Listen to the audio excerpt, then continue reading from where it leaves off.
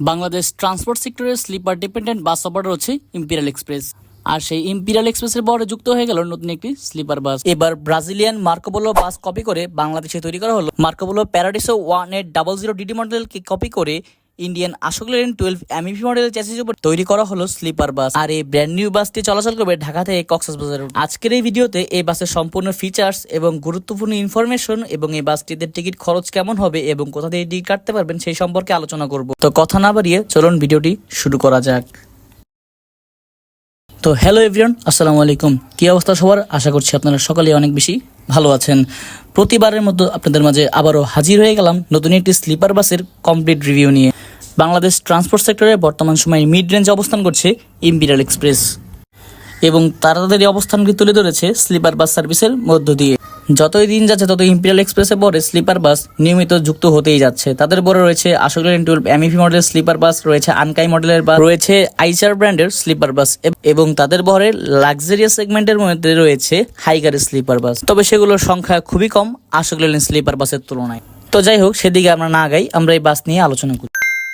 Imperial এক্সপ্রেসের বহরে যুক্ত করা এই স্লিপার বাসটি ব্রাজিলিয়ান মার্কোপোলো 1800 ডিডি মডেলকে কপি করে বডি ম্যানুফ্যাকচার করা হয়েছে। আর আপনারা হয়তো বা জেনেই গেছেন যে বাসটি কোন চ্যাসিসের আদলে তৈরি করা হয়েছে। এটি হচ্ছে ভারতীয় অশোক লেল্যান্ড 12 এমইভি মডেলের চ্যাসিসের উপর তৈরি করা হয়েছে বাসটিকে। বাসের এক্সটেরিয়রে সিলভার কালার উপর বেচ করে পেইন্ট ডিজাইন করা হয়েছে। বাসটির পেইন্ট ডিজাইন ভেরিয়েশন বলতে গেলে বাসটিতে সিলভার কালার উপর পেচ করে স্কাই ব্লু এবং ব্লু এর কম্বিনেশনে খুব সুন্দর একটা পেইন্ট স্কিম অ্যাপ্লাই করেছে এভারব্রাইট মোটরস। এই বাসটির ব্যাক ডিজাইন কিন্তু মার্কোপোলো ডিজাইন নয়, বরং ইন্দোনেশিয়ান লাক্সানা SR2 এর ব্যাকশেপটি অ্যাপ্লাই করেছে এই বাসটিতে। তো যাই হোক, এবার চলুন বাসটির ভিতরে প্রবেশ করি এবং বাসটির ভিতরের বিস্তারিত জেনে আসি এবং আপনাদেরকে জানানোর চেষ্টা করি।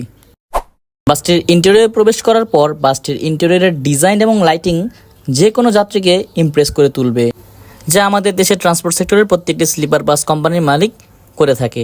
এটাই হচ্ছে মূল আকর্ষণ। আমাদের দেশের ট্রান্সপোর্ট সেক্টর স্লিপার বাস সেগমেন্টে আমার একটা অভিযোগ রয়েছে, সেটা হচ্ছে আমাদের দেশের পরিবহন জগতের মালিকেরা অনেক হচ্ছে যে স্লিপার বাসের পাশাপাশি তারা হচ্ছে সুইট ক্লাস বাস নির্মাণ করছে, যেগুলোকে আমি একদম প্রেফার করছি না। কারণ স্লিপার বাসগুলো একটা কোয়ালিটি মেনটেন করলেও সুইট ক্লাস বাস সেই কোয়ালিটিটা মেনটেন করা হচ্ছে না এবং সেই পাশাপাশি সেই সুইট ক্লাস বাসগুলোতে সিকিউরিটি পারপাস খুবই কম। ভাই, আপনি তো চিন্তা করে দেখুন, একটি সুইট ক্লাস বাসে আপনি ট্রাভেলিং করছেন। আপনাদেরকে বিষয়টা অ্যানালাইসিস করার জন্য আমি স্ক্রিনে একটি ভিডিও দিচ্ছি, সেটা হচ্ছে একে ট্রাভেলসের ফ্রিতে যুক্ত হওয়া একটি সুইট ক্লাস বাসের ইন্টেরিয়র পার্ট। সেটা আপনারা দেখেন এবং বিষয়টা তাহলে জাস্ট আপনি হচ্ছে আপার ডেকে আপনি একটি বেড বুকিং করছেন। তো সেখানে আপনি যখন বাসটিতে প্রবেশ করবেন, যখন নিচে আপনি দেখতে পারবেন হচ্ছে সুইট ক্লাস সেগমেন্টে যারা যাত্রী বসে